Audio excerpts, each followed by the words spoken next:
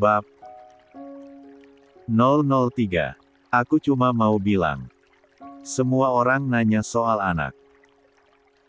Dari ibu, abi, sampai orang-orang di sekitar. Mereka semua nanya kenapa aku belum hamil. Ryan kembali menatap buku catatannya. Jawab aja belum rezeki. Gitu aja, Mas. Gak ada usaha. Kamu bahkan gak pernah sentuh aku. Gimana aku bisa hamil kalau kamu gak pernah mau dekat? Alia, jangan mulai lagi. Aku gak mulai, Mas. Aku cuma jujur. Aku manusia. Aku perempuan. Aku istri kamu. Aku juga punya perasaan, harga diri. Orang di luar sana pikir kita pasangan ideal. Tapi kita bahkan gak tidur sekamar. Aku capek bohong terus. Ryan menghela napas, menutup bukunya. Tatapannya dingin, tapi terlihat ada sedikit rasa bersalah di sana. Aku gak pernah janji apa-apa, Alia. Dari awal kamu tahu posisi kamu. Aku gak bisa paksa diri aku buat perasaan yang gak ada. Tapi kamu juga gak bisa paksa aku untuk terus hidup begini. Ditekan dari mana-mana, tapi kamu gak peduli. Apa kamu pikir aku kuat terus-terusan begini? Ryan diam. Aku gak minta dicintai, Mas. Setidaknya perlakukan aku layaknya istrimu. Jangan cuma tunjukkan kepedulian saat ada orang tua kita. Aku capek hidup dalam sandiwara. Lama hening di antara mereka. Ryan akhirnya berdiri, berjalan keluar kamar. Aku butuh waktu. Jangan ganggu aku dulu. Alia hanya bisa menatap punggung Ryan yang menjauh. Air matanya kembali jatuh. Dan untuk kesekian kalinya, ia merasa menjadi perempuan yang kalah dalam perang yang bahkan tak ia mulai. 18. Alia duduk di depan cermin kamar, menatap pantulan wajahnya sendiri dengan mata sembab. Sudah beberapa hari ini pikirannya tidak tenang. Tekanan dari orang-orang sekitarnya membuatnya nyaris meledak. Kapan ngasih cucu, Al? Kamu sehat-sehat aja kan? Atau Ryan yang terlalu sibuk? Suara Bu Rahmah masih terngiang di telinganya. Bapak ngerti kamu malu, tapi kamu itu istri Ustadz, Ai, masa belum juga isi? Tambah Pak Hussein dengan nada yang tidak bermaksud menyudutkan, tapi sukses membuat dada Alia sesak. Dan tidak hanya dari keluarganya sendiri. Beberapa ibu-ibu pengajian yang mengenal Ryan juga sering kali menanyakan hal serupa. Luar biasa ya punya suami sehebat Ustadz Ryan, pasti tiap malam dibimbing iman dan batin juga, ya, Mbak Alia. Salah satu dari mereka tertawa sambil menyikut lengan Alia. Alia hanya bisa mengangguk dengan senyum kaku. Dalam hatinya, dia menjerit. Ryan bahkan tak pernah menyentuhnya. Bukan hanya soal keintiman fisik, bicara pun hanya sebatas perlu. Lalu kenapa semua orang mengira rumah tangga mereka begitu sempurna? Malam itu, Alia memberanikan diri bicara lagi.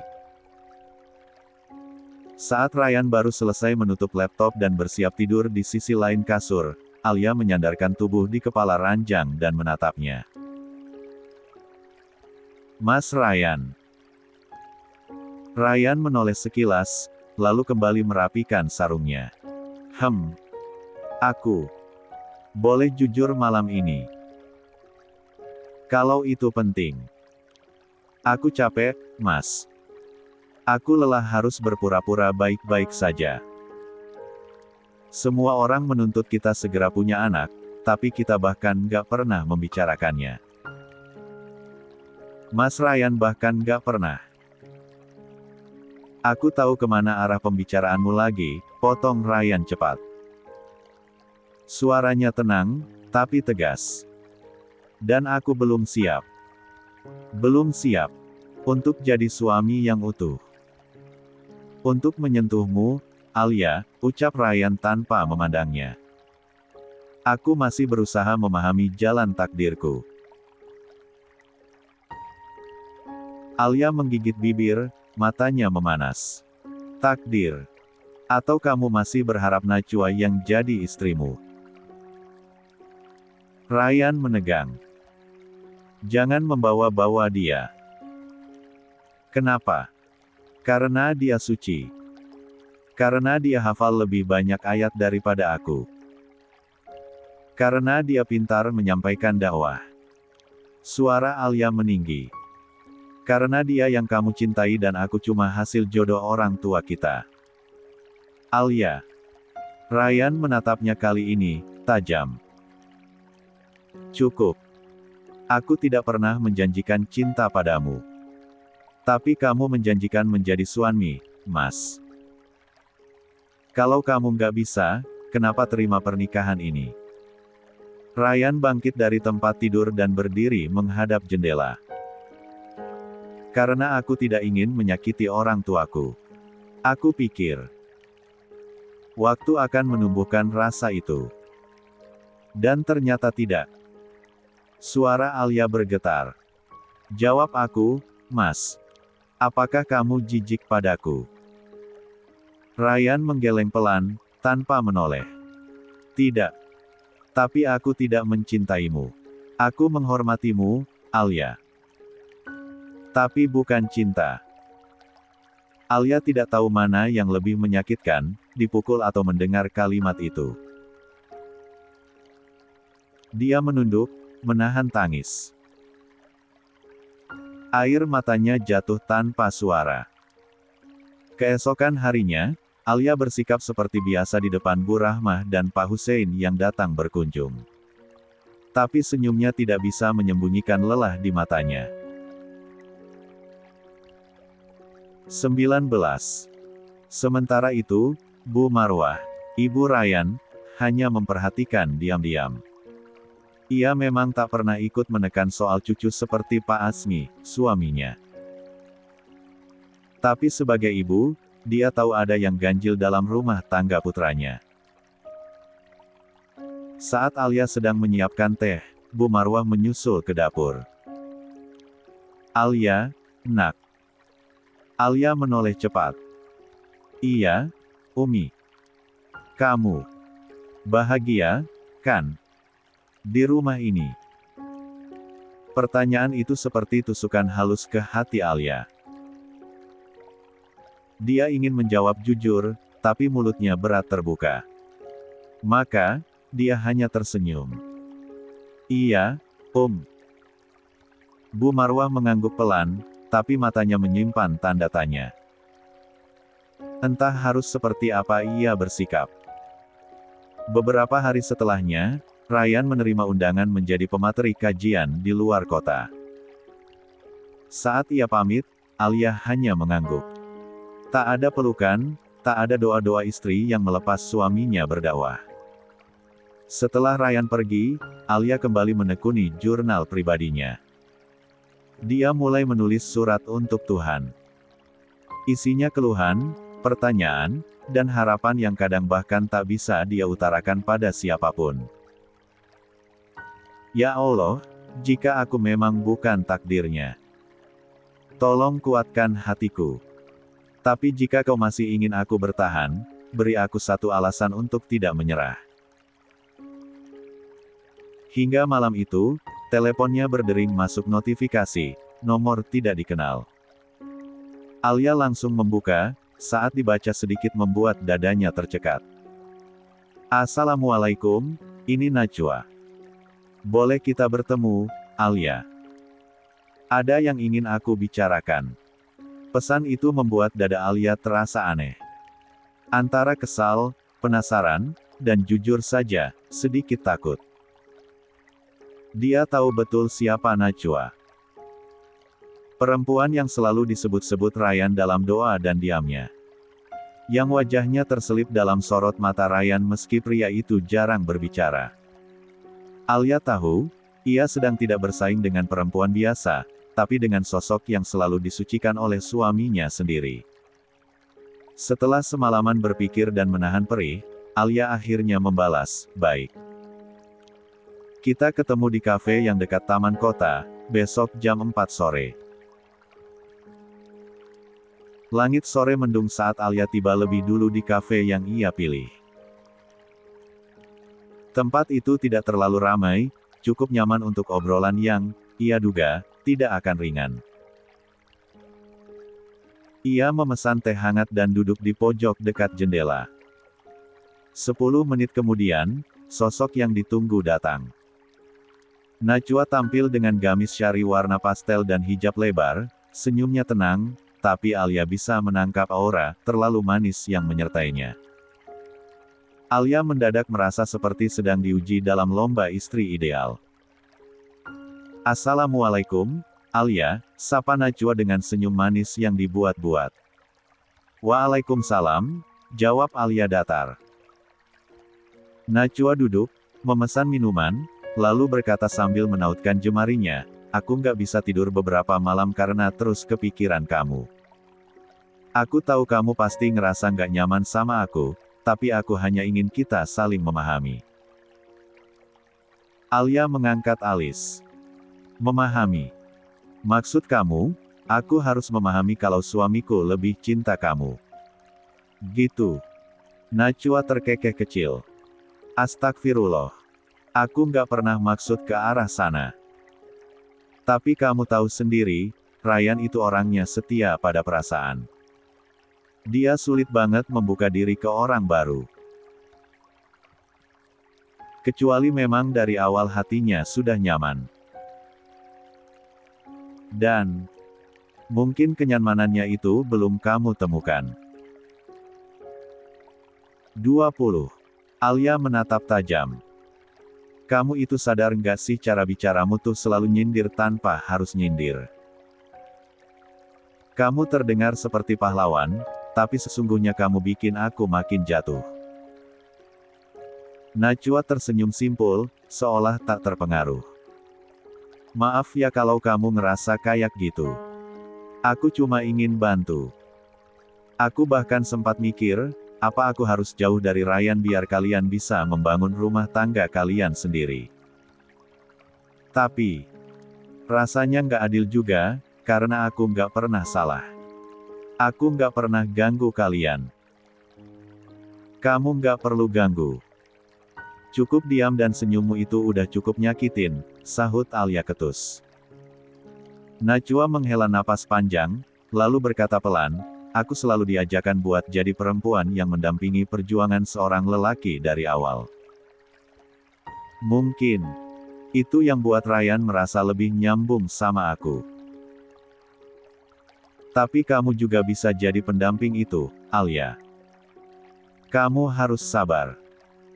Suatu hari, insya Allah, dia bakal lihat kamu lebih dari sekarang." Alia mendadak lelah. Ia meneguk tehnya, lalu berkata lirih, "Aku nggak minta dicintai sepenuh hati. Tapi aku juga nggak bisa terus jadi bayangan di rumah sendiri." Najwa menunduk sejenak, lalu dengan suara pelan namun tetap terdengar dramatis, ia berkata, "Aku juga perempuan, Alia. Aku juga pernah ngerasain kehilangan. Tapi aku belajar ikhlas. Kamu juga bisa." Pertemuan mereka berakhir tanpa pelukan, tanpa kata manis. Alia berjalan pulang dengan dada yang penuh. Tapi satu hal yang jelas, Najwa bukan malaikat seperti bayangan Ryan. Di balik tutur lembut dan senyuman syarinya, ada ego yang juga ingin menang. Sesampainya di rumah, Ryan sudah duduk di ruang tamu. Buku tafsir terbuka di tangannya, tapi dia tampak tak fokus. Alia menaruh tas, lalu berdiri memandangi suaminya. "Aku bertemu Najwa," ucapnya. Ryan menoleh cepat, matanya terbelalak. "Kenapa kamu?" Dia yang minta, tapi aku juga ingin. Aku mau tahu siapa perempuan yang begitu kamu jaga dalam doa dan diam. Ryan tampak panik. Alia, itu. Tenang aja. Aku nggak mau bunuh dia kok. Aku cuma ingin tahu. Apa aku ini sekadar boneka halal di rumah? Ini. Ryan berdiri, suaranya meninggi. Jangan bicara begitu. Aku tetap menghargaimu sebagai istriku. Menghargai. Tapi kamu bahkan gak bisa jadi imamku. Ryan terdiam. Napasnya berat. Alia melanjutkan dengan suara lirih, aku gak minta dicintai. Aku cuma pengen dimanusiakan. Keduanya sama-sama terdiam. Tak ada yang tahu siapa yang lebih sakit. Di luar, hujan mulai turun pelan. 21. Hari itu langit tampak cerah, tetapi hati Alia dipenuhi awan kelabu. Sejak pagi, ia merasa ada yang tak beres. Nalurinya sebagai seorang istri memang jarang meleset. Terlebih sejak Ryan mulai sering keluar rumah lebih lama dari biasanya, katanya ada agenda kajian tambahan. Padahal, Alia tahu betul, agenda-agenda seperti itu biasanya Ryan diskusikan dengan orang tuanya terlebih dahulu. Namun kali ini, Ryan terlihat tertutup. Bahkan Bu Marwah, ibunya sendiri, mengaku tak tahu banyak. Hanya Pak Asmi yang menyebut kalau Ryan kini lebih sering diundang ke pondok pesantren yang baru dibuka oleh yayasan tempat Najwa mengabdi. Ya, Najwa nama yang semakin sering terdengar, baik di rumah maupun dalam bisikan-bisikan para kerabat yang mengenal Ryan. Alia tak ingin curiga, tapi kenyataan bahwa Ryan tak pernah menyentuhnya, tak pernah menatapnya dengan tatapan cinta, sementara sikapnya selalu hangat pada perempuan lain, membuat hatinya terusik. Cemburu, marah, sekaligus kecewa pada perjodohan ini yang terasa sangat sepihak.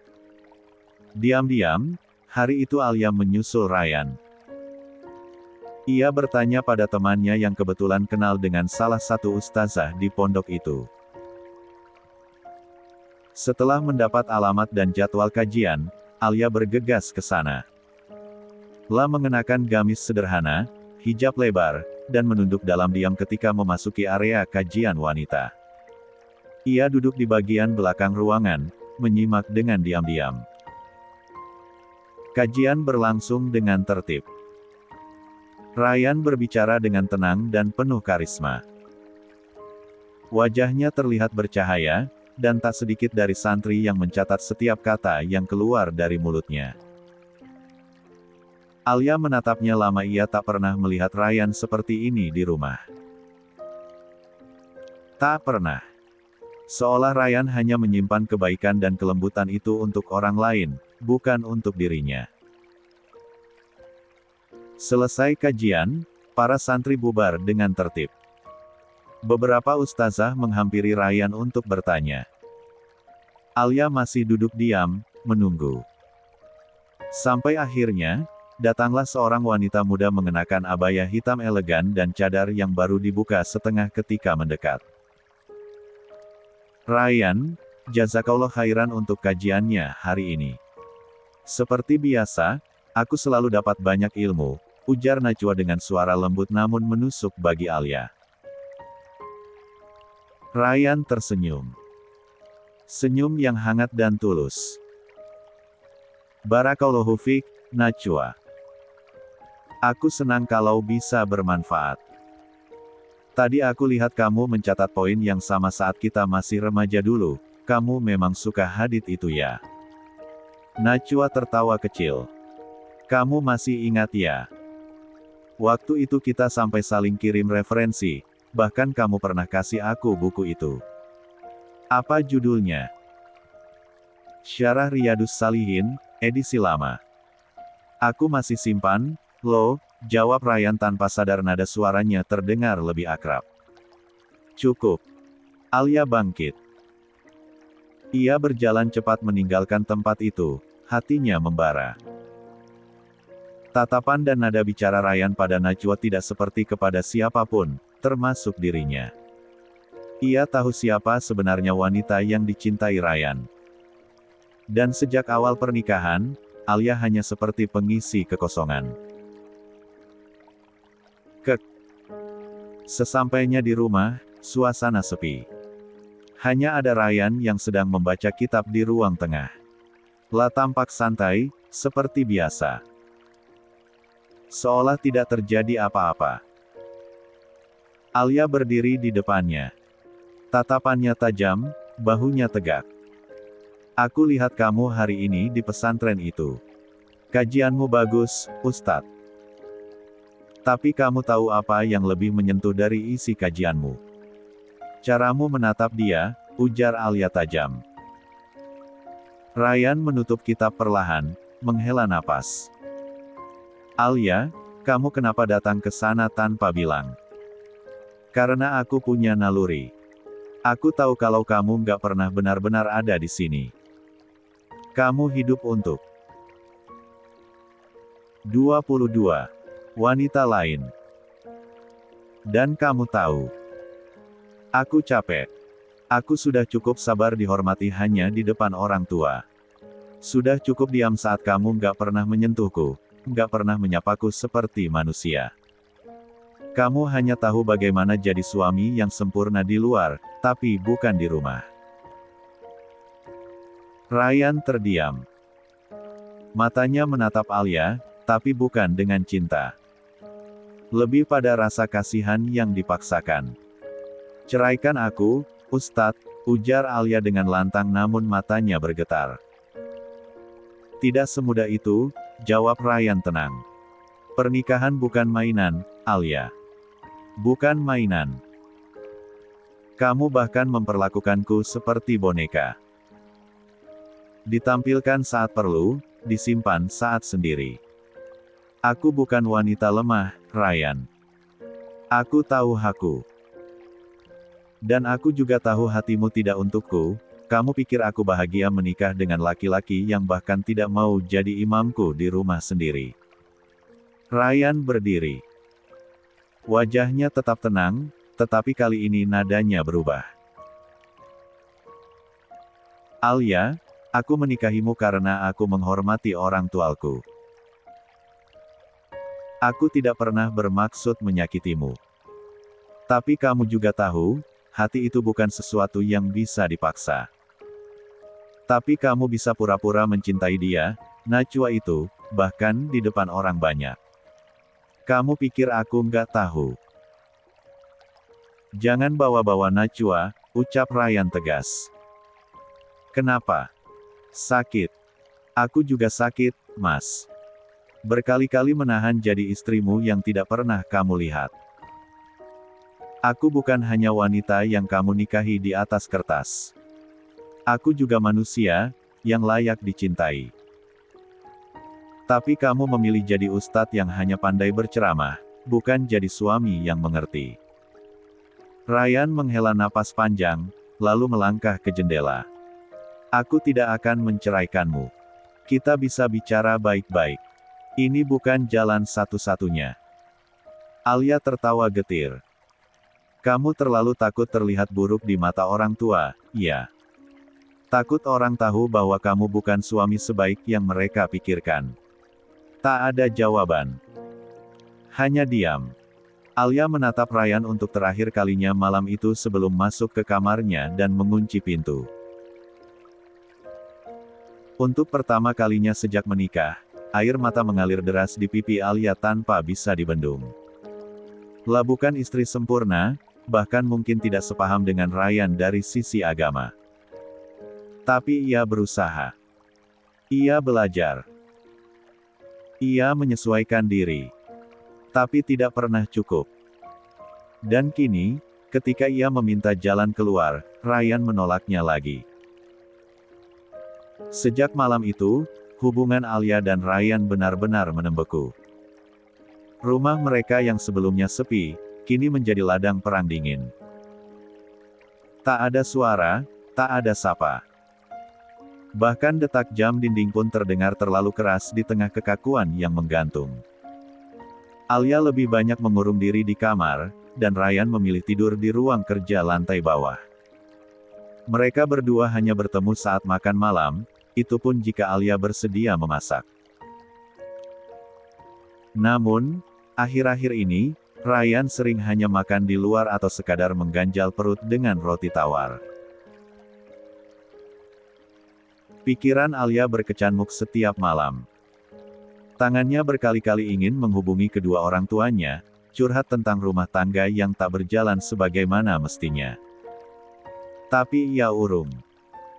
La masih mempertahankan harga dirinya. Ia bukan wanita cengeng. Namun luka di hatinya, tidak bisa terus dipendam tanpa ujung.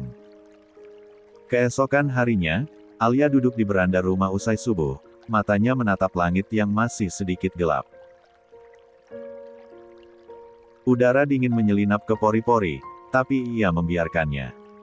Ia tenggelam dalam pikirannya sendiri. "Kamu nggak tidur lagi?" Suara Ryan terdengar dari belakang. Alia tidak menjawab. Ia tetap diam, memeluk lututnya. 23. Ryan mendekat, berdiri di samping kursi tempat Alia duduk. "Alia, aku tahu kamu marah. Tapi masalah ini..." "Masalah ini apa, Mas Ryan?" Potong Alia tajam. Ia menatap mata suaminya yang tetap tenang namun dingin. "Masalah ini hanya ada karena kamu nggak pernah sayang sama aku. Kamu masih cinta sama dia, Najwa." Ryan menghela napas pelan, mencoba menahan emosi. "Aku sudah bilang dari awal, Alia.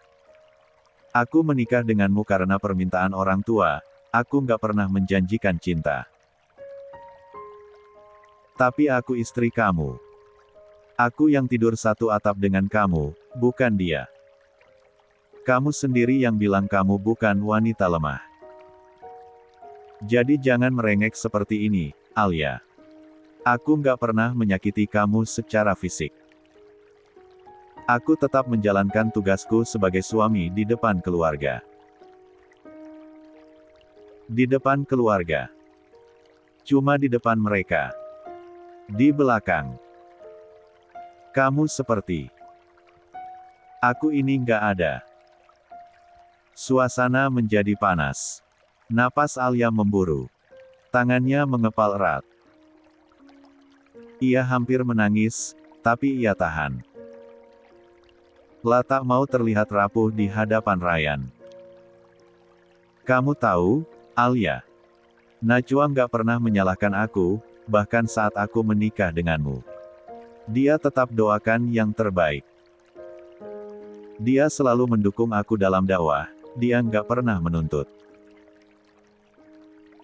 Tentu saja dia nggak menuntut. Karena dia tahu, cepat atau lambat, kamu bakal ninggalin aku buat dia." Ryan mengatupkan rahangnya. Untuk pertama kalinya, sorot matanya berubah. Ada sedikit getaran emosi di sana. "Aku nggak akan cerain kamu, Alia.